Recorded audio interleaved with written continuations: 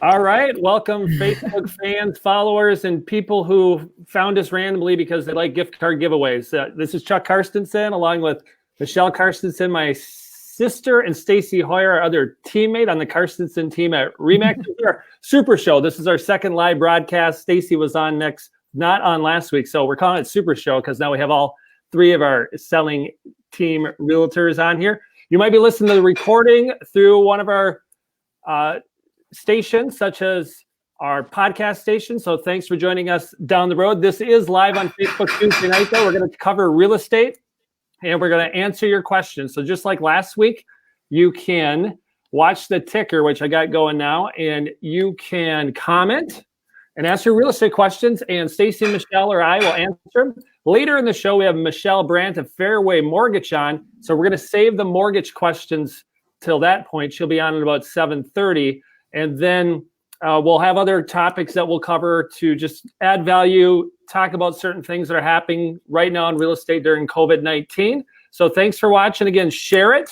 Last week, somebody who shared it got picked as a winner on our gift card, $25 gift card to Applebee's. If we get enough likes, like if we get over 25 likes or loves, I'm going to draw from that for a gift card. And comments get also entered into a gift card drawing. And we're very giving.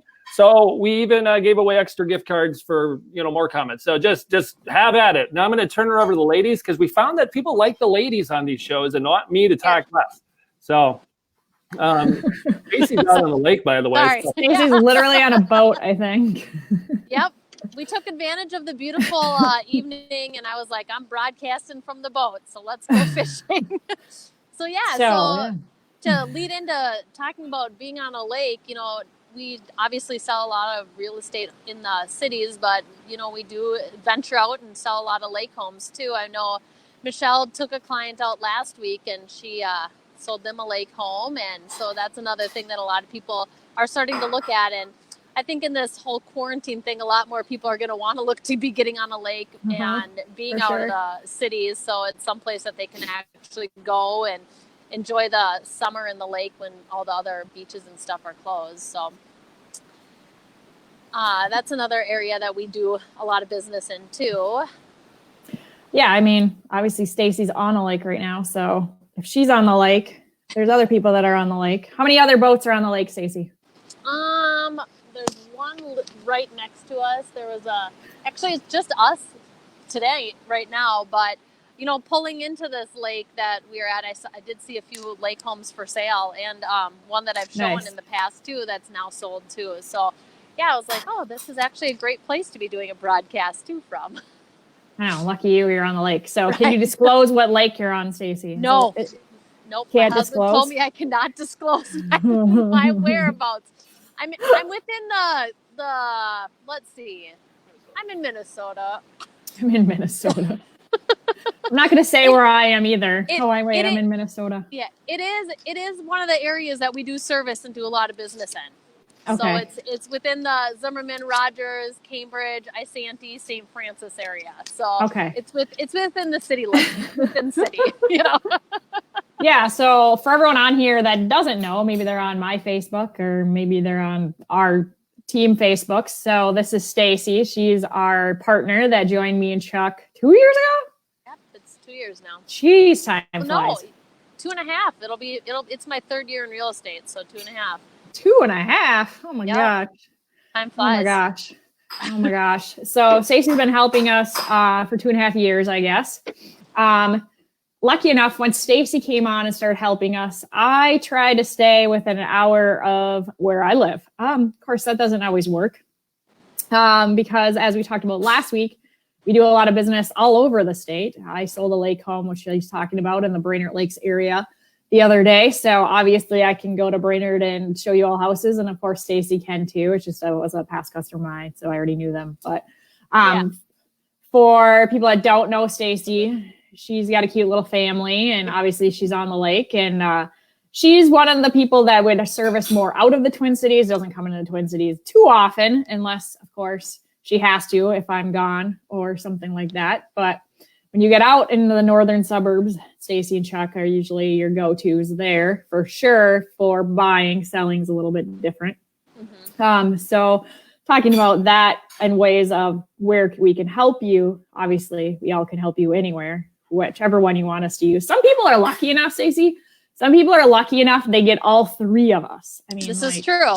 How lucky can you be that you get to meet Chuck, Michele, and Stacy? So you get three different varying opinions on every house you look at.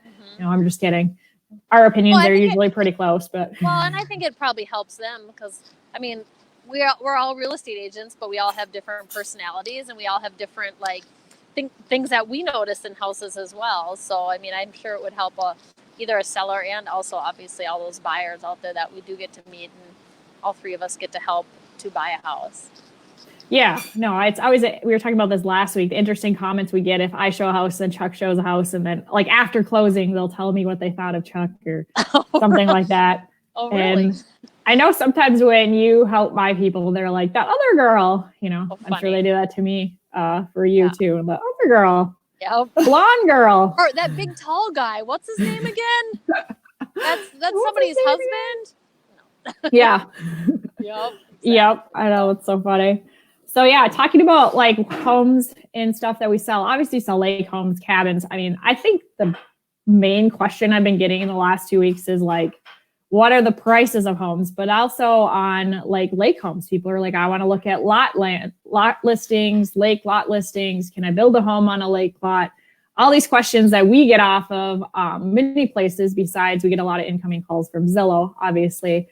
And a lot of those are land and lot listings. Like, what can you talk about and tell them about? Like, I know you've sold lake homes, land, different stuff like that.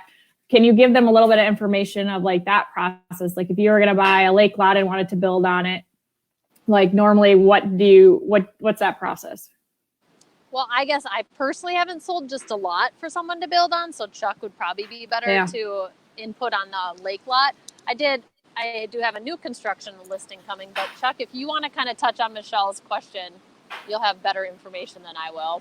I'm gonna make me big again and you guys little, so we can play around that in the production studio. Quick reminder: if you're watching this, don't be shy. Comment with your questions about real estate.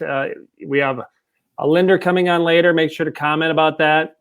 Obviously, we're gonna just give out some good information, and then comment below with any questions that we can answer, because the comments will get in the drawing and you'll win a gift card. So building on any kind of lot, what I'm seeing right now, for years and years, there's tons of lots out there. And over the years, they sold off. Now, lots are getting popular. People are building again. There's a lot of building. So on lake lots, if that was the actual question, because I'm trying to run master control here, I think it's a little bit harder. You got to make sure the lot is buildable. Some of them are going to have different setbacks. You're going to want to, anytime you buy a lake lot, make it contingent on inspections for soil testing, survey to make sure the house you want fit, and if there's any association or covenants, for sure you want to check on that. And obviously, if you buy a lot with a builder in a development, they already know what's going on and it's more straightforward. So random lake lots or random country lots, you're going to make sure to get a soil test, percolation test for the septic, and make sure it's buildable and that you can fit your house on it. That'd be my main advice there. Okay. Good advice. I guess, see, this is the deal. Like, me and Chuck and Stacy are together, obviously, but half the time I don't know who sells what, and I have no idea who they're working with unless I help them out. So we usually come to our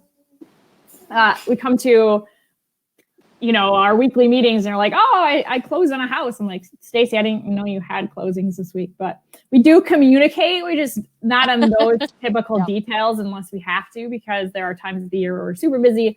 Obviously, times of the year we're not as busy, but we don't get that detailed into us. Yeah. So. As far, like, I am actually helping a client right now.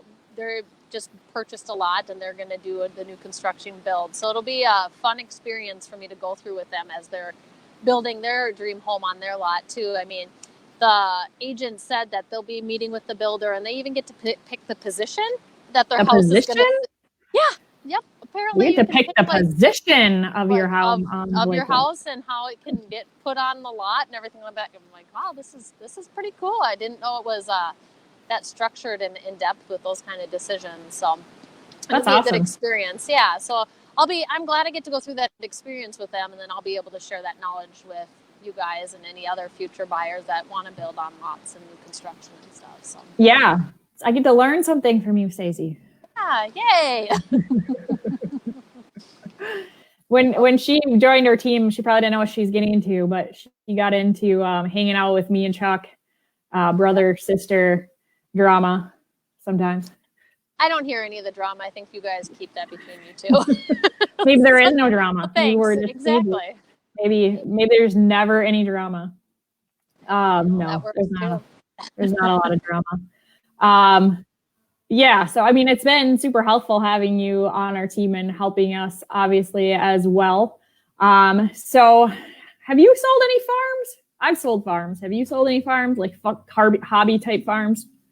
No, I'm working with a client right now that is currently looking for a hobby farm. So that's going to be a new adventure for me. So, you know, we looked at a number of places last year, and we're starting to look again this year to look at things. And, you know, there are different, obviously, requirements that they're looking for, and they want to know how the soil is and lot lines and what exactly can be at the hobby farm. So, I mean, if you've sold a few, I'll come to you with all my questions. Yeah, I mean, I've sold different, sometimes, oh gosh, it's all different scenarios, but people like, oh, my dream thing is to get a lake home. My dream thing is to get a hobby farm. I just want to get on a hobby farm. Oh boy. So like hobby farms are awesome. Not saying like that, but anywhere around the cities, I mean, they're not cheap. So you got to get out like an hour. So then we're driving out an hour, and you're like, sure you want to drive an hour to work? Like, I work downtown Minneapolis. You sure you want to drive an hour to work? Right. Yes, I have to get out on the farm. So, I mean, there's a lot of things where they could always already have the land rented out. You can rent the land out. Some people want to use the land. Some people want to get chickens. They want to get a couple cows. They want to get goats. They want to get all different kind of things. So with that, I mean, comes a lot of detail on what you can do, what you can't do, and what's allowed, what's not allowed. So we also obviously sell farms, real farms and hobby farms, along with lot land. I think Chuck and I talked about this last week. I actually sold land last year. Never talked to the guy, never saw the land. He just bought the land, went to closing. I didn't even meet him at closing. I think I was out of town. Like, there is like crazy stuff that does happen in real estate. Like, you never meet the people. I didn't even like video chat him. Now I probably would have like video chatted him, but yeah, it's weird. Like, never met the guy. I got a question. Are you thinking lake properties might come up for sale at cheaper rates with the economic crisis going on? Good question, Michele. We're going to have another Michele coming on here in a minute. We were talking about that a little bit earlier, Michele. So I did sell a lake property a couple of days ago. Been looking a little bit in the Brainerd Lakes area. I actually like the Brainerd Lakes area. That might be my second destination. And I don't think you're up there, Stacy, because we're not commenting where you're. We actually don't think the lake prices are coming down at all. I was hoping that for myself, Michele, but going out and looking at these properties and seeing how fast they sell, like on the first day, if they're priced accurately, and depending on what price range you're looking for. So if you're looking out of the Twin Cities in a price range under 250, 300, under 250 for sure sells pretty quickly. Anything under 200, if it's anything decent, I mean, if you can actually live in it, it's not a teardown. See ya, depending on what lake it's on, but definitely like up in the Brainerd Lakes area. Now, I was even watching lake homes in the Twin Cities because I was like, oh, maybe I should just buy one here and then I want to have two houses. And I even noticed that like the 750 ones sell within like 2 weeks. It's just crazy where those same houses, because I've been watching this, like I have like a auto email set up on lake homes, like 2 years ago were like 550. Wow. And now it's like, wow, everyone wants to be on the lake. So yeah, basically answer your question, Michele, definitely rate prices are not going down right now on lake homes. I think everyone and their brother wants to get out of the Twin Cities and into lake homes. Obviously, Stacy's sitting on a boat on a lake right now. So Yep. And I flipped it. I don't know if anyone saw, there's like a couple of loons just circling us right now. So I don't know if you saw that at all, Chuck, but it's pretty amazing that they're just like circling us while we're sitting in a boat. Like my family's casting out too. So, and we have our dog in the boat too. So could get wild. Don't flip out of the boat. Oh, I know it could get wild. Do you have any? We did have a question here. Basically, is how far you guys go to look for homes or lots, or do you stay local, go anywhere? And one of you can answer it. I obviously know the answer, but go ahead and answer that. You know, Yeah. we'll Go ahead. basically go anywhere. I mean, obviously, if there's multiple properties you want to look at that are a couple hours away, we try and plan it so that we're getting to multiple properties a couple hours away. But I sold a place up in, God, Michele, was it not Virginia? It was past Duluth. Somewhere by Virginia. That was crazy talk. Yeah. So, I mean, we're pretty flexible, and if you guys are willing to drive up there, we're willing to drive there too. So we'd be more than happy to help you out wherever you're looking. Yeah, I mean, the furthest south I've gone so far is Rochester. The furthest west I've gone so far is Wilmer. The furthest north I've gone is Brainerd. I know you guys, like Chuck and Stacy, live in different areas, so they go further. And I think the furthest east is obviously like Stillwater on the border. So, and if we don't serve the area you're in, we can obviously send you a realtor in the area that we know they can gladly help you. I mean, we've got people all over. I've got people looking in Florida for people, in Iowa for people. Yep. I mean, we can gladly find you somebody that we will keep on while you're in the process. I mean, like, even if you're out of state, and we will make sure that they're helping you. If they're not, we'll send you somebody else so that we know you're getting helped and you're not finding a random realtor. Correct. Yep, exactly. I mean, RE/MAX is all over the United States, so we can definitely hook you up with someone within our company. And even if they're not, I still find people out of other companies from referrals from other people that use them. And yeah, absolutely. It works out. That's how we usually find them. And to follow up on Michelle's question on the lake homes, if there's more coming on the market, that is one thing I did notice though. So I think like people that are retired, you know, they go up their lake home, and then at some point you get into the upper, I don't know, let's just say 70s and 80s. I don't know. And then you decide that either you're going to give it to your kids or they're going to fight over it. And then you're going to want to get rid of it because you can't do it anymore. Or some lake homes have too many steps. And so that's a good follow-up on that. Do you think more lake homes will be coming on the market? Yes. More lake homes do come on the market as well because of that. And a lot of the ones I've been looking at are, I think for that reason, older people just selling them and like being done and hunkering down and like not wanting to deal with the driving back and forth. They're trying to give it to their kids and everyone's fighting over it. Which happens. I'm just not making that up. I have people that want to sell their lake home. The other siblings won't sell it and they're all fighting. So that's why I say it that way. Yeah. So yeah.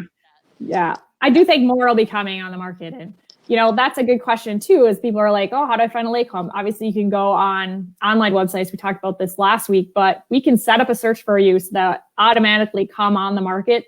You'll see them, even if they're coming soon. And the second they sell and under inspection or under contract, they're off. So if you're out on Zillow or Realtor.com and you're like, oh, this house is here. Well, it might not be here anymore because, you know, it's already sold, but they don't update. So correct. That's a good question. Yeah, but if you're ever in question, if you see something on Zillow or on one of those websites that you don't know, just shoot one of us a call or text or email or Facebook Messenger or whatever thing. We can pretty much find it out within very reasonable amount of time to let you know. Yeah, for sure. Let's see, I was trying to think, I was going to say something else, but that's okay. Anyway. Go Chuck. Do you need me back? No, I just lost my train of thought. I was like, I get on and I see a couple of people drop off, so I get how that is. Oh, you better get off again. Get off, Chuck. I'm just totally kidding. Another question, how has the virus affected the selling process? And just so you know, we did a show last week. We sort of answered it, but we know we're going to have new listeners this week. So Michele, would you like to answer that in maybe the short Toastmaster table topic version type of thing? Version? You're saying I talk too much again? No. Can you repeat the question I was trying to answer? How has the coronavirus affected the selling process? Give the short version of it. Short version. It hasn't really affected it at all. Basically, we do virtual tours if you don't want to come out with us. If you're trying to sell and you don't want us to come out to your house, we can e-sign your listing. Eventually, we have to come out to your house, take pictures, and that could be the time we come out. We wear masks and gloves when it's appropriate to do so. It hasn't really affected anything. And again, we saw the statistics for this week come out again from last week, and listings are on the rise. Yay! That means either people are getting sick of whatever, or they're just like, okay, time to sell my house. Things are looking up. Let's go.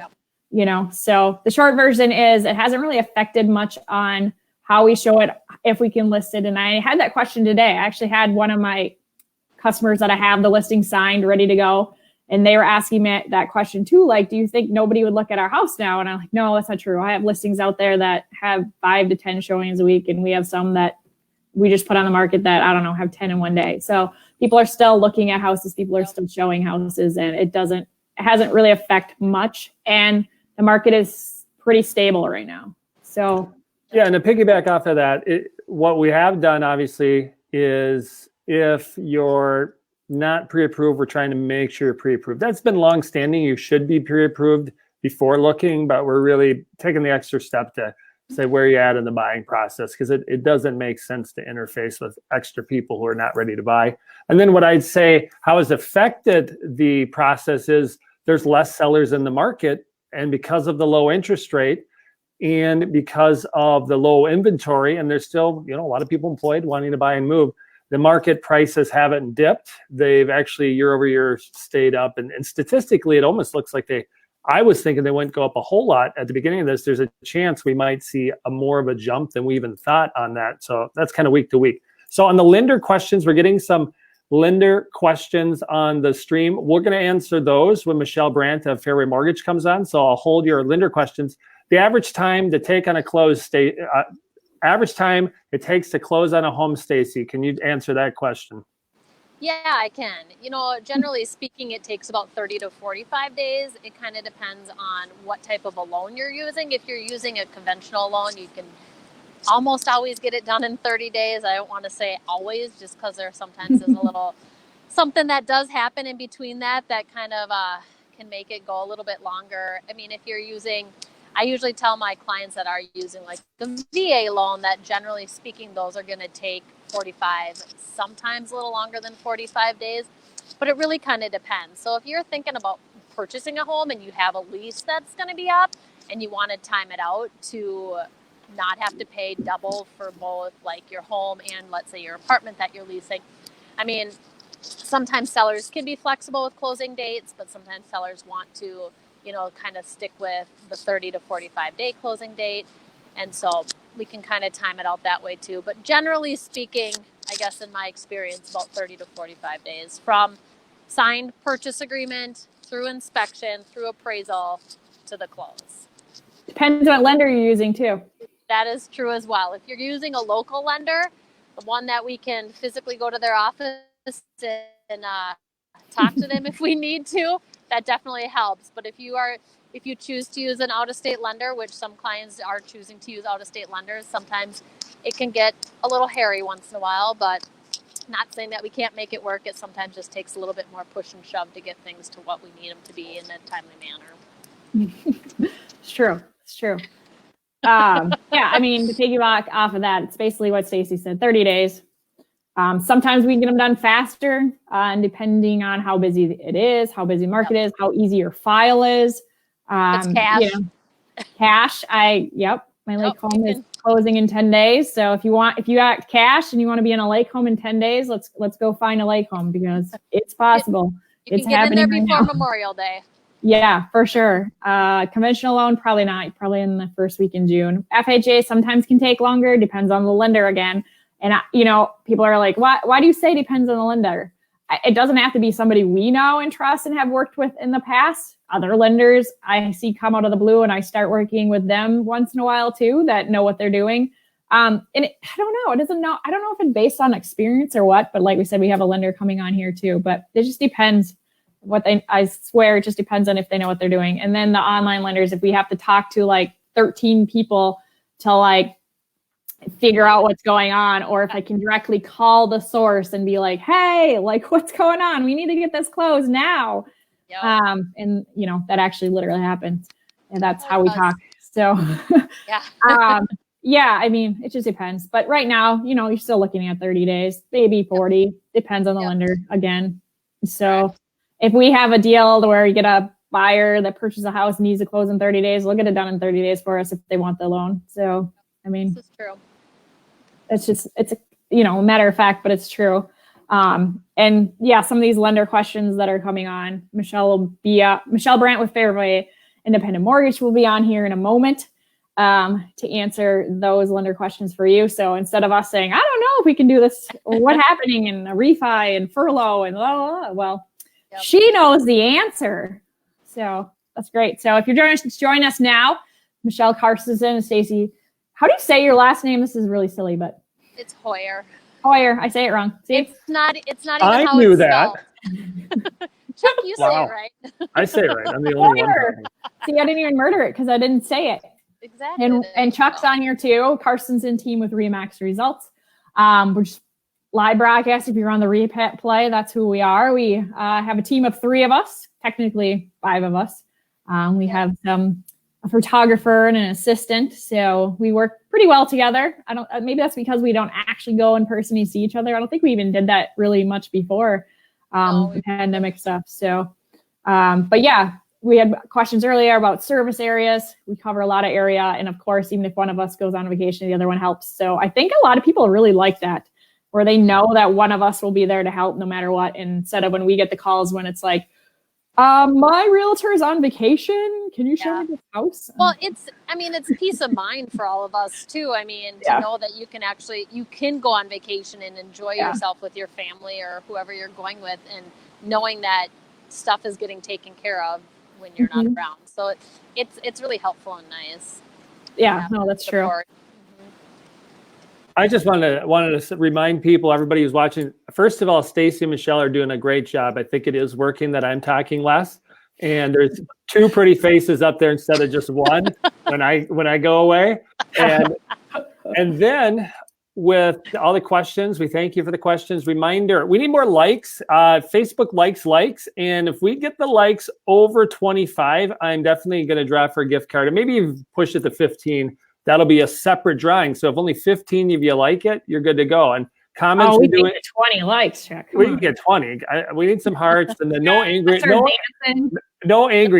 So. Yeah, no angry faces. And then also share. I know it's weird to why would I share this with these strange people on here? But share it. Somebody might be like, oh, there's real estate people on there. A realtor, they're gonna see this and be like, I want to do that. And then we'll tell them how to do that. We only charge $1,000 an hour to get this thing going and instruct agents on how to sell properties. So it's a good deal. You just share it out. That'll be helping them. They'll see this and they'll call us and we'll instruct them on how to sell properties better, more effectively, and marketing wise. All right. Michele Brandt is in the background. I'm going to bring her on. I think she's ready. So Stacy, are you going to go enjoy the lake now? Are you done? Do you want to say goodbye? I'll stay on for a little bit. Stay on for a little while. So I'm going to hear what Michele has to say. I'm going to hide you and me and bring Michele on. That's how that's going to go. So you won't be gone. You'll just be hidden. And I'll be muted too, right? Yes, you're muted when we hide you. Just making sure. On-air production meeting. That's how we do this here. All right. Sounds good. All right. Hey, Michele. Hi, Michele. Can you guys hear me okay? We can hear you. Awesome. Yes. I was worried. I saw something on there that said you needed AirPods. So I'm I got a new laptop and I'm trying to figure out how to Bluetooth them in, and way too late in the day for me to figure that out. So I'm glad that the microphone on the laptop works. It works fine. It's just, I think the headset's more for not having it echo, and I don't really have an echo here. So I think it's great. So now that Michele's on, I'm going to disappear for a while. Did you see the questions people have been asking, Michele, or are you not seeing those? So no, I'm not seeing any of the questions at all. Are you on your computer? Yes. That's fine. I am going to ask you the questions then, so I'll stay on because I'm muted if I go away. So one of the questions for mortgage people, did we give her enough of an introduction? Maybe we should have her introduce herself. Go ahead, Michele. Tell us who you are. My name's Michele. I'm another Michele. I'm a blonde Michele. There you go. No, I'm with Fairway Independent Mortgage. Our office is located in Elk River. I'm the branch manager. Been doing mortgages since 2005, so I've seen quite an up and down stream, which is exciting. I've definitely got a passion for helping people do the tough stuff. So, there's not really a job too hard for me to take on, which is a blessing and a curse most days. So I'm happy to be here and answer questions that you guys might have. I would love to say I've seen it all, but as you know, with transactions being so situational, I'm sure there's going to be something new that I have yet to see, which is why I love the job. I love the diversification of it, meeting all kinds of new people. I met with a first-time home buyer today on Zoom, and they were so darn nervous. Like, I don't know where to go. I'm not really sure. I heard you need, $40,000 down and an 800 credit score. And it was so refreshing to see them at the end of the conversation just loosen up and enjoy the process. And that's what we're in it to do, is let them enjoy the process along the way with educating them completely. Sounds good. Yeah. Thanks for the introduction. Thanks for taking time out of your day coming on. Hopefully the baby sleeping or crying in the background. He's not sleeping. He's downstairs working out with dad. So if you hear a little kung fu, they're kickboxing right now. We'll see. Yes. It's awesome. real life, right?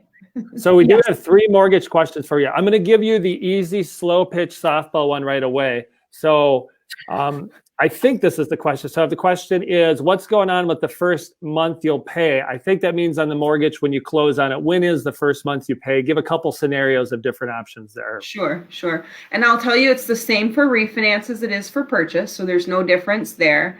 If you were to close your loan, it's May 5th today. If today was your closing day, you would pay no payments in May. Obviously, you just closed. You would not pay payment in June, and you would start in July.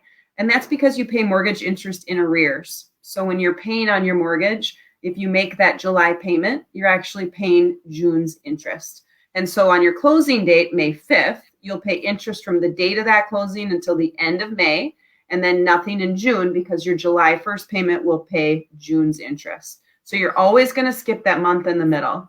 Sometimes on refinances, we can time it where you skip more than 1 month. So people don't pay maybe until the 15th. So let's say you're closing today and you didn't make your May payment on your current loan. We'll be paying off your loan before it's due in May. So you can skip your May payment, your June payment, and then start in July. So you can skip up to 2 months on a refinance as well.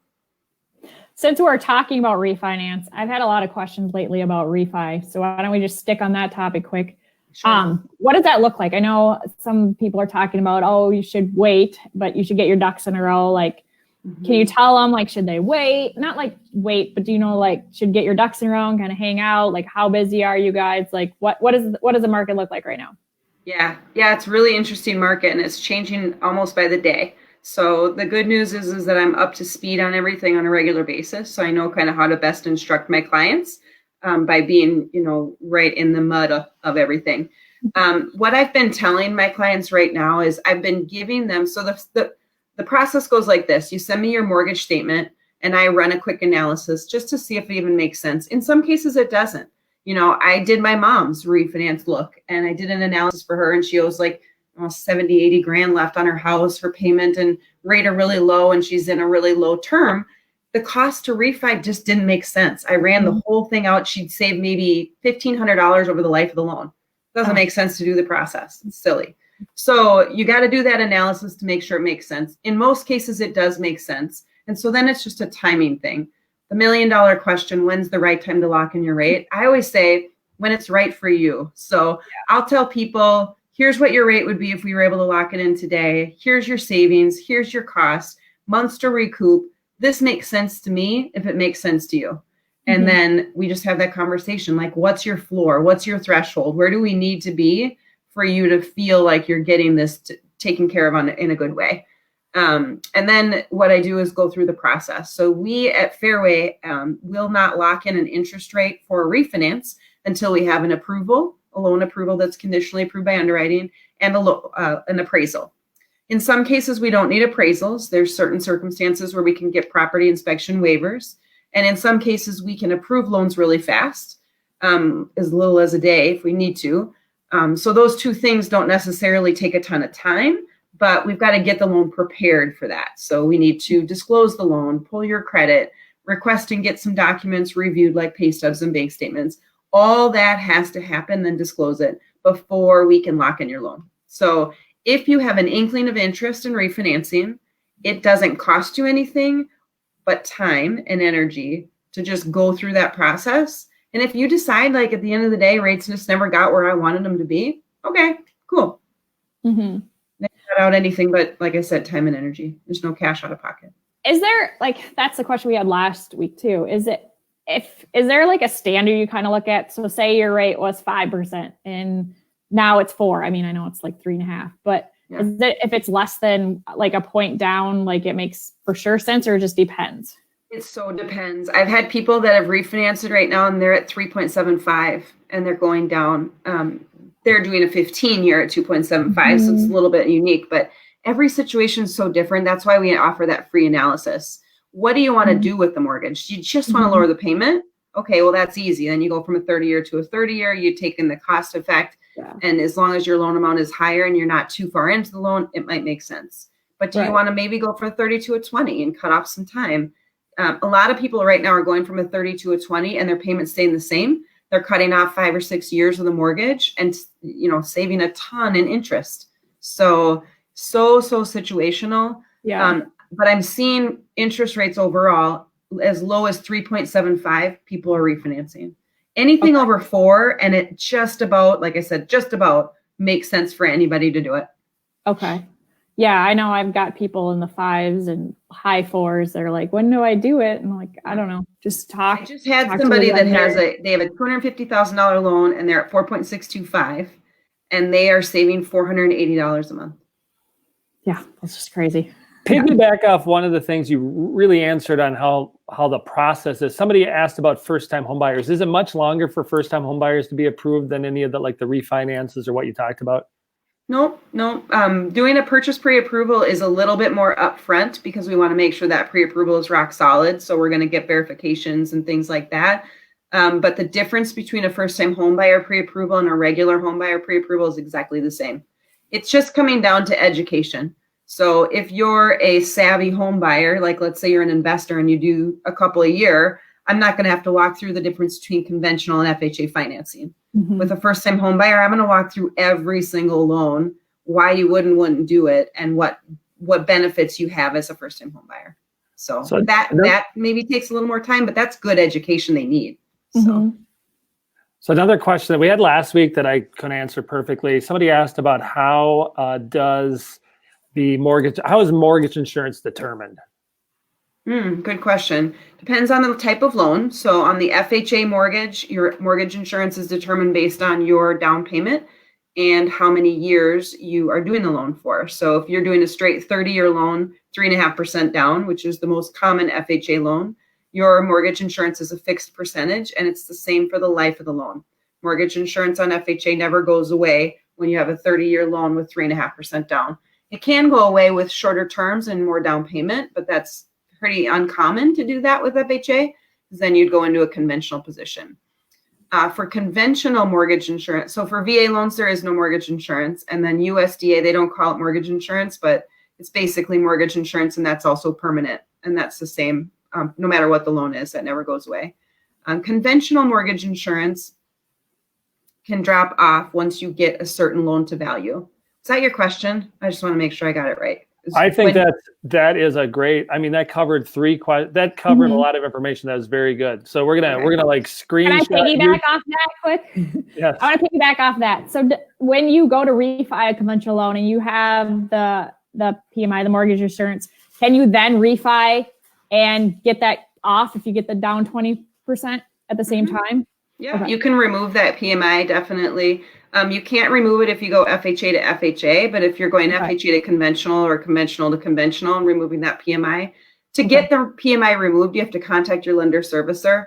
It's typically between 20 and 22% equity you need to have, and they're generally going to make you order an appraisal on your dime with their appraiser. So you really want to make sure that you've got the equity before you waste the money and the energy.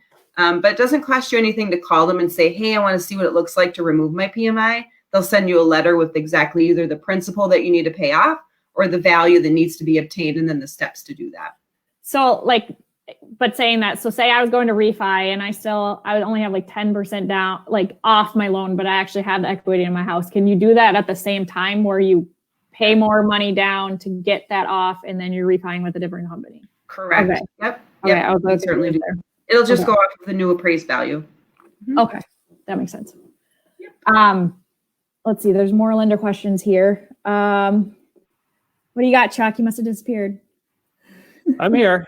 I'm just moving around. I had to plug in my computer. It's going to die on me. So it's good we have Michele on. Like I said, we could probably segment some of these out and use them later to answer questions. So one question is kind of a combo question. And on what do you do? Do you sell your home first? And then do you buy and move all your belongings or time it out? Now, some people don't have that option, but Michele, can you speak to like looking into options for somebody to be able to buy without selling when they might not think there's a chance, or at least check into it and see how that works? I want to ask that question. Yeah. Yeah, it's a great question. I get it a lot when people are, that's probably your number one stressor when people are either buying up or buying down is how are we going to make that work? How is the timing going to be just perfect so that we're out of one house and into the other on the same day? We're not homeless. We don't have two mortgages. That's a huge question that I get a lot. So it's a good one. And the answer is it depends. If the borrowers are, number one, able to get approved for both mortgages, number two, comfortable holding both mortgage payments, knowing what could happen, their house could not sell, then we can certainly do that. We can get 2 mortgages done, and we can do it as primary residences because we can see, an underwriter can see that house that they're moving out of is on the market to be sold. And so we can just send a letter of explanation saying we're selling this one, we're moving into this one. And as long as it all makes sense, they're not buying it for an investment property, anything like that, we can move forward. But they definitely have to qualify for both payments. Another common question is, where am I going to get the cash, right? So people want a down payment. Mortgage companies want a down payment for the house. And those equity proceeds or the proceeds are typically tied up in the house equity of the home they're selling. Couple different options that we have. We can get really creative. This is where my skills shine sometimes with getting creative on these things. One of the really easy things to do is just get a bridge loan. A bridge loan is on your existing property that you're selling. You can go up to 80% loan to value, and it's just a short term to bridge the gap between your house not selling and it selling. So you can take the proceeds out, like I said, up to 20% equity left in, so 80% loan to value. And then you can use those towards your down payment on the new house. Then you can, do whatever you want once the house sells and that loan gets paid off, and then you're free to get the rest of the equity out. That's common, but it's a little bit expensive, and you have to get a new appraisal on your property, and there's steps to walk through. Recasting is something that's relatively new in the last couple of years that I've really seen some success with. What a recast is you go into an initial mortgage with the minimum down payment. Most cases it's 5%. You can pull that 5% out of anywhere. I've had people pull it out of 401ks. I've had people with sitting in their checking and savings. I even had one person get a gift knowing the equity was in their house to be sold. So they got a gift from their parents for that 5%. But then what you do is once your house sells, and so then you're floating both payments, right? You're floating your 95% new first mortgage and your current existing mortgage. Once that current mortgage or house sells, you can take whatever proceeds you want, as minimum as, I think $10,000 is the minimum. And you do what's called a loan recast, where you apply those principal funds to the new mortgage and it redoes your mortgage. It basically re-amortizes your loan over the remaining period. So it kind of is like a refinance, but there's only a minimal cost. It's between $150 and $300, and your interest rate's the same, so you're not affected by any interest rate shifts in the market, and you get to control how much you want to do. Let's say you thought you were going to get $90,000 in equity, and that's what you're going to put towards, but it just didn't sell, and you ended up with 70. Well, you can put 70 towards it. There's no minimum that you need to put towards it. So with a bridge loan, you're a little bit capped because you've got a mortgage payment, you've got to pay that back, and then whatever's left you get. Kind of leaves you with not much room to drop your price if you want to get rid of it. But with this recast, you get to choose your options. I just had a couple that was planning to recast. They were closed last fall. Maybe winter, whatever, it doesn't matter. And then somebody lost their job with the pandemic. So they had $90,000 in equity. They were getting ready to put into the loan to recast it to lower their mortgage payment. And they thought, we're just going to keep that equity for right now. We're going to keep the cash, let it flow for us, just make sure we're protecting ourselves. And then they can do it at any time. You can do as many recasts as you want. You do have to indicate you want to recast prior to closing on the purchase on your new house. But once you recast that loan, you can do it, like I said, as many times as you want. Minimum is usually $10,000. So they're not going to do it for $500 or $600. You wouldn't want to anyway. It costs you $150 to $300 to do it. But if you run into some money where you want to lower that again, it does not add any term to the loan. It doesn't change your interest rate. It just lowers your payment. These are good responses, Michele, because we had some of these questions last week, and we're like, I don't really know what to say. So it's good information.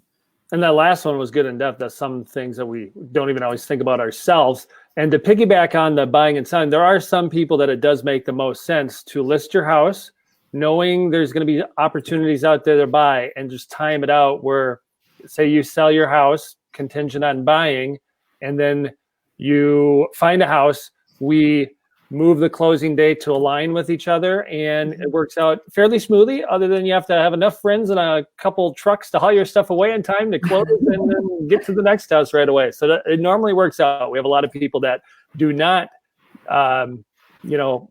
sell while they're buying, and do not buy and then hope it sells. So hopefully that answers that question. Yeah. I mean, and if you're just joining us on the podcast or live right now, this is Michele Brandt with Fairway Independent Mortgage, and Chuck and Michele Carstensen of Carstensen Team at Remax Results. We just got another question, which we kind of covered a little bit. What is the minimum down payment on a conventional loan? And are there still down payment assistance programs out there? If not, I'm sure they'll come back eventually. But what's the minimum payment right now? Conventional financing, your minimum down payment is 3%, but I say that with as many asterisks as I can, because there's a lot of rules that govern 3% down payment buyers. Not to mention that, but the interest rate and mortgage insurance premium factor is substantially higher with 3%. So my easy answer is 5% down is what it is, because that's the general that everybody can qualify for when you're looking at conventional approval. 3%, there's some first-time homebuyer requirements. There might be some income caps. And like I said, that interest rate and the mortgage insurance rate is pretty high. But 3% is technically your minimum. Okay. And are there down payment assistance programs currently? I was hoping to avoid that question. Are there currently? There are currently down payment assistance. Yes, there is currently down payment assistance available. It's a sore spot for me because we are a gold and sometimes platinum lender when it comes to offering down payment assistance, which means we offer it a great deal. We're big proponents of it. It's an amazing program. And Fairway, and I would say 90% of other mortgage companies have chosen to furlough it at the moment. It will be back, I promise. But right now, I don't have that offering. I did reach out to the head of the bond program, and I said, who is your major player here? Because I know I'm going to have buyers that were pre-approved that want to buy, and I'm not going to say you have to wait. I'm going to give them the option of, here's somebody that I trust that can get it done. So I have vetted out another lender that's local. It's actually another Michele, which is kind of funny. My gosh. Yeah, and she's really great at what she does, and she's a platinum lender, and it's almost everything that she does. And so I did confirm just today that they are still doing them, because I might have to send one over. So we can still get them done. I would just say for right now, I can't. But okay. I know we will. And on the furlough thing, because we had that question last week. So from your experience so far, if somebody is furloughed from their job, how long? Say I went back to work today. How long do I have to wait till finally closing on my house if I was furloughed and we're just waiting? As long as your job is, and we can verify that you have a current job, we can do it right away. There's no delay in it. It just needs to be explained and understood, right? Our underwriters are going based off of, does this make sense? Why were they furloughed and why are they back? Did the state actually open? Are they just doing it to try and get their approval? We're definitely getting more scrutinized in our loans, and we should be, just to make sure that we're protecting, our lenders from, payment default. Yeah, I mean, that makes sense. Like, I would say there's really no timeline, like you got to wait 6 months or anything like that. Okay, good. And what about when people are furloughing their loans right now, or that kind of stuff? Forbearance, that's it. Forbearance. There we go. What about that? I just did a Facebook Live on it today. It's a just say no to forbearance. There's a lot of unknowns with forbearance. So what forbearance is, for those that don't know, is that you can call the mortgage servicer. It's through the new CARES Act. You can call your current mortgage servicer and you can say, I need to get a forbearance, and you don't need to provide any proof at all. And it basically just lets you skip payments, and you can skip up to 180 days. You can also get another extension for another 180 days, they've already said. So you can skip that many payments. The challenging part is we don't know what that repayment structure looked like. It's definitely not going to be forgivable. So there's no getting out of making those payments up. Some people have said that they'll make you make them up at the end as a lump sum. Some people have added it as a second mortgage. Some people have treated it like an escrow shortage, where you have to make it up in a short period of time. But without knowing that, it's pretty tricky to say, yes, I need a forbearance without knowing. So today my topic was why a refinance might be better than a forbearance, because in a refinance, as I mentioned earlier, you get to skip payments, you'll get your escrow refund check back. And as long as you've got a job, you'll probably save some money permanently instead of just a quick fix. So, okay. Yeah. No, I mean, that makes sense. Yeah.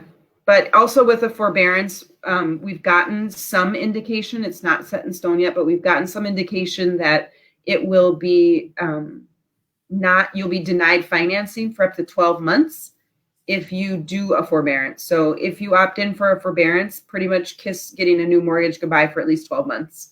Which is a huge hit. So I even had somebody in our group today say that they co-signed on a loan and the kids went into forbearance, and now they can't refinance on their own home. Oh my gosh.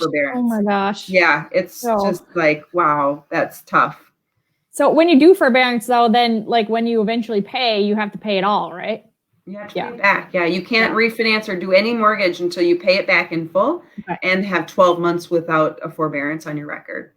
Okay. And it's not supposed to negatively impact your credit. So it's not counting as a mortgage late, but it says that you're in forbearance. And then it says, then you have to make those payments up. Okay. So just say no to forbearance. The only time I'm telling people to do forbearance is if they can't get a mortgage and if they're literally going to go into foreclosure. Because then obviously something's better than nothing. Something's better than nothing. And A for effort. Yeah, like but I think the statistic I saw last was that 6% of homeowners are in forbearance right now, and they're actually soliciting. Wow. So these mortgage servicers are sending emails out saying, you should do forbearance. Click here to do forbearance. And when you call in, I had someone call in to say they were going to be late on their April payment, but they didn't want a forbearance. So we pulled their credit and they got a forbearance anyway. So it's just it's just tough. You just got to be really careful when you're watching and talking to your lenders. Yeah. And don't open your mail after refi, because I literally have gotten like 20 letters from like, you should insure your refi or something. And I'm like, what? Yeah. No. Wow. So Michele, any final comments you have? Otherwise, we'll have you go. Jump Stacy on, answer the last couple real estate questions, and we're gonna wrap up by the top of the hour. So any final comments, Michele, that you want to share? Michele Brandt? Are you good? No, I don't think so. I think it's just a really interesting time right now. The market's so fascinating. We've never seen anything like this. I'm excited and just honored to be part of it, part of the journey. It's good. We'll put your information up here too, somewhere. Or maybe Chuck already did that in the comments. I didn't. Can you put your own information when you get off and type it in, Michele? That'd be great. Yeah. Can you type it in the comments? So Michele, thank you for joining us. Great answers to questions, very knowledgeable. We're going to take you offline here and we'll probably talk to you again, assuming we keep this going. So thanks a lot and have a good night. Sounds good. Thanks, guys. Have a good night. Thanks for having me. Bye. And Michele, while I bring Stacy in, this is giving Stacy a warning to come in. Can you answer the title insurance and how it's important question? That's a quick one, I think. Okay, title insurance. Why is it important? Okay, the easiest example that I can give you is if you don't get titles insurance policy and your title company goes out of business and you have let's say somebody's shed was encroached on your lawn and it wasn't supposed to be, and you didn't get title insurance, and the first time around when you bought it, it was like that and they didn't catch it and they catch it the second time around. If you don't have title insurance, you're basically going to have to get probably a lawyer to fix it all and then pay a whole bunch of money. So title insurance might cost you, I don't know, average $700-800, something like that. Maybe it's more, maybe it's less, depending on the situation. Get title insurance, because we've seen this actually happen. And then when you go to sell, it takes months and months and months. Like, you think it's going to close in 30 days, it's probably closing in like 8 months because of all this and the money you have to spend on top of it with a lawyer. Because your title company went out of business 10 years ago or last year, or who knows, And it's not worth the stress for the few $100s of title insurance when it's thousands of dollars if you have to get an attorney. So hopefully that helps. You do not need to stay on for the drawing. What we actually do in the drawing is Esther, our assistant, who is not on, she basically goes through everything and does a random drawing in the morning. So we'll post the winners tomorrow morning. So that probably kept you on all night, Lee. Sorry about that. That's why we keep you on. We don't tell you. Maybe next week we'll make you stay on to win the drawing. I don't know. But we must be present to win. Must be present to win. Get the hats out. Start drawing. No, we'll draw and it'll be posted in the morning. She'll do that. So we only have a couple more minutes here, and there's a couple more questions. Like, when is the right time to sell? What would you say to that, Stacy? Anytime. I mean, honestly, I want to say, like, everyone says, oh, it slows down in the winter, don't sell over the holidays. Like, our team did not show any of that slowdown or anything this year. So honestly, like, anytime now, like, if you're thinking about like getting something on in the market, thinking like summer, you want to get something on, now is the time to start decluttering, getting someone over there to give you some price comps and just kind of give you some ideas if there is some couple fixes you want to do. I mean, if you think about it too, like, as far as the timeline goes, as far as putting your house on the market, getting a purchase agreement and getting it closed, depending on how long your house is on the market, it can be 60 plus days. I mean, if it doesn't sell right away or anything like that. So if you're thinking, okay, well, I want to be in something by August 1st, I mean, now is the time to really start thinking about it and getting it to get on the market, because to get to something yourself by August 1st, it's getting time. So, yeah. I mean, Michelle, if you have anything to add to that. Yeah, I mean, I'll just add that people ask that question. And again, it just depends on your situation. If you need to sell, let's sell. That market's holding steady.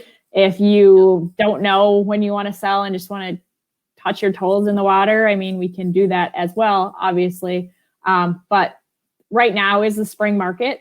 I don't think prices are going to get lower than this right now, nor are they going to get higher. It's just going to kind of hold steady while this all goes along.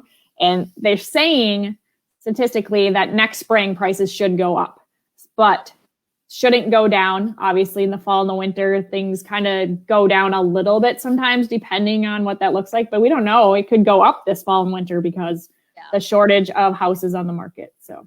Yeah. And what if there's a question about moving out of state. What if you're selling here and moving out of state? If it's high here now and where you're going, maybe they are getting hit because tourism is a big thing and you can get a house cheaper.